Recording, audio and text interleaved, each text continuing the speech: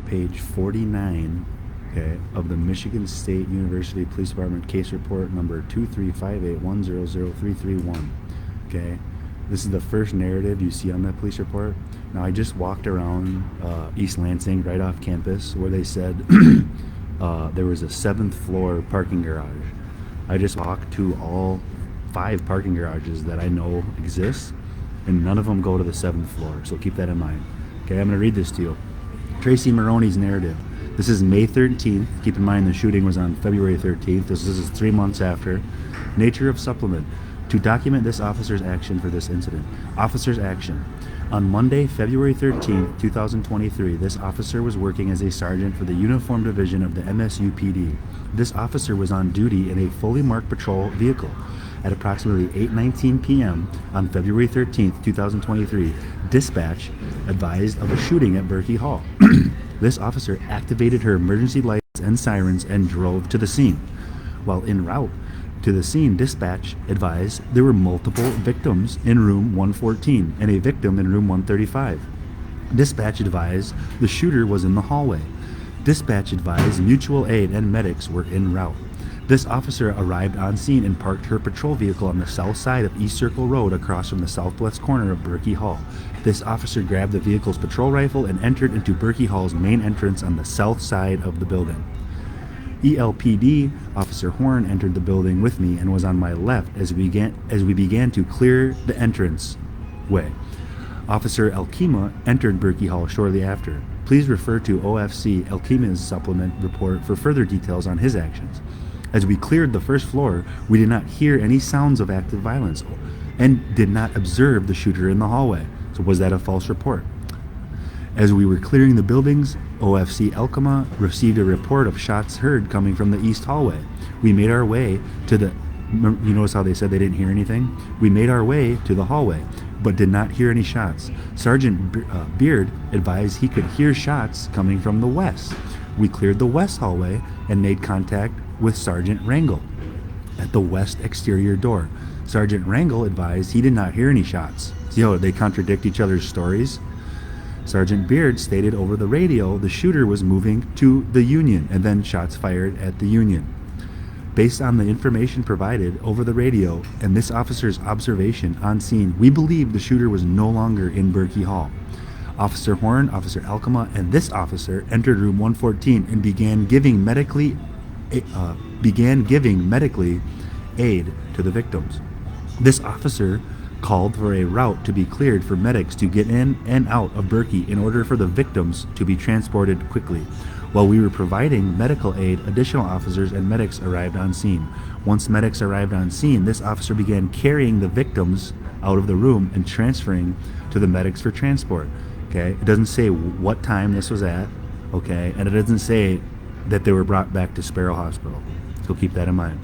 After assisting a victim out of the room, this officer was contacted by Officer Elkema stating there was another victim in room 135. Officer Elkema and this officer cleared the first floor, but did not locate any additional victims. This officer, that was a false report. This officer formed a contact team with Officer Elkema, Lieutenant Park from ELPD, and rescue medics to clear the remaining floors in Berkey Hall. Each floor was methodically cleared, and announcements were given by the contact team. Once Berkey Hall was cleared, this officer had OFC Elkema open up Broad Art Museum to begin the staging area for witnesses from Berkey Hall. Due to lack of transportation to Landon Hall and still an active incident, this officer requested the assistance of the medics to help safely escort the witnesses, okay, not gunshot wound victims, witnesses to Broad Art Museum. Officer Elkema and Lieutenant Park waited with the witnesses until the FBI arrived. This officer advised Incident Command the witnesses from Berkey Hall would be in Broad Art Museum. Captain Fadley arrived at Berkey Hall, and with the assistance of 2 MTPD officers, we conducted a secondary clear of all floors. After our sweep was complete, IRSRT arrived on scene to conduct a third sweep of the building and breach any doors that were not breached on the secondary sweep. While IRSRT was clearing the building, this officer rotated out officers running scene security on room 114. The officer also checked on OFC Alcama at Broad Art while attempting to coordinate turning over the scene and witnesses to the FBI. Doesn't say what time.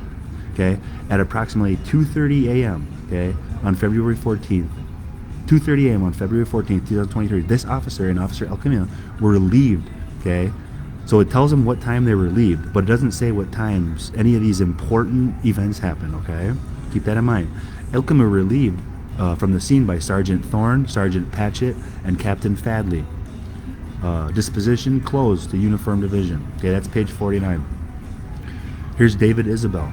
Okay, I'm a sergeant with the MSU. So let's go back here. I'm just going to do page 49. Okay, for them not to have any timestamps of when the 5 gunshot wound victims were brought back to Sparrow, that's a huge, what we call, red flag. That's a huge red flag. Okay, but you had an ambulance bring witnesses to the Broad Art Museum. Okay, but it doesn't say when the gunshot wound victims, how many were brought to the hospital, what time they were brought to the hospital.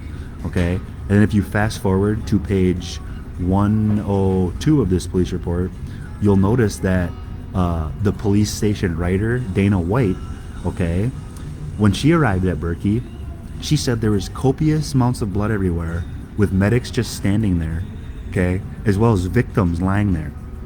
Okay, there's victims lying there, but they were not being brought back. I mean, those victims, okay, should have been put in an ambulance and immediately brought back to Sparrow Hospital.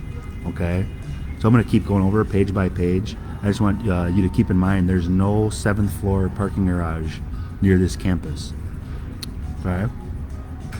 Actually, for a bonus, I'll do page 50 here. David Isabel. Okay. Nature of the supplemental.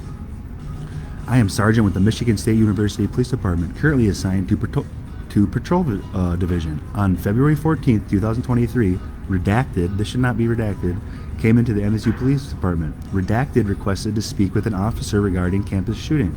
Okay, interview with Redacted. On 2/14/22. Okay, that's the wrong date. See that? That says that's a year before. That's a year before it ever happened. That's Valentine's Day in 2022. At about 2 p.m., I spoke with Redacted in front of interview room of MSU Police Department. Redacted stated he knew the identity of the campus shooter. Redacted referred to the shooter as Tony. Okay, Redacted met Tony in 2018 on the campus of MSU. They met at a gathering of community members who were interested in bettering their greater Lansing communities. Redacted referred to Tony as Redacted, would disclose criminal activity. Redacted neighborhood to Redacted would then advise local law enforcement. The last time Redacted saw Tony was about 3 weeks ago. Okay, Redacted stated that Tony seemed to be agitated. Tony told Redacted that he had been beaten up by students. Tony didn't indicate if the students were MSU students. Tony did not advise what caused the altercation between him and the students. Tony indicated that he believes the altercation may have occurred the weekend in downtown Lansing area, East Lansing area. Redacted stated that Tony frequents that area to collect cans for money on the weekends. Okay, so do you think a guy that collects cans for money on the weekends, do you think he's capable of planning this very sophisticated campus shooting? Just ask yourself that common sense question. Okay, and then do you think he would be going to a gathering of community members interested in bettering their communities? Okay, he could be. He could really care, but he seems homeless to me. Blank believes that it indicated altercation with students may have been motive behind the shooting on February 13th, 2023. Redacted also recalled having conversations with Tony, and now it's Anthony, the guy's name Anthony McRae, about mass school shootings in the past. These conversations were not recent in nature.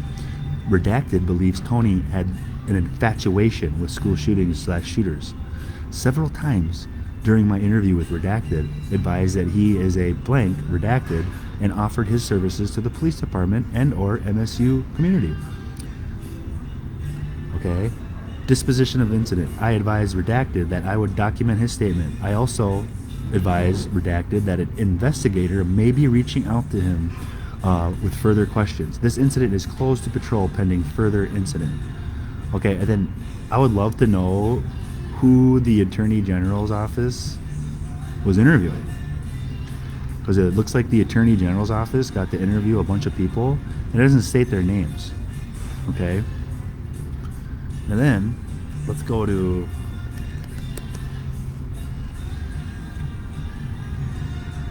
Okay, so right here, they kind of throw it out the window that... So, this guy went and sold... He went and sold his... He pawned off all of his stuff for money. Okay? It says right here. McRae had pawned several items recently. Okay. On February 8th, he sold his guns. Okay? So, how did he have guns on him? It says right here.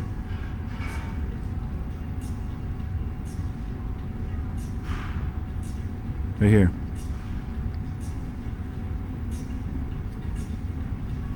So this kind of throws their whole story out the window too. Okay? So I urge you to go read this police report. You can even start at page, the first 50 pages, or the first 48 pages.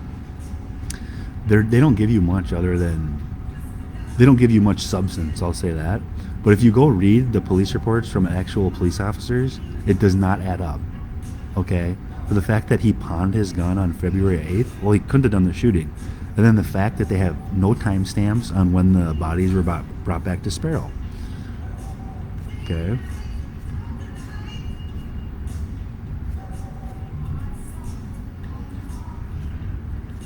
And then they close out with this one right here. Does not.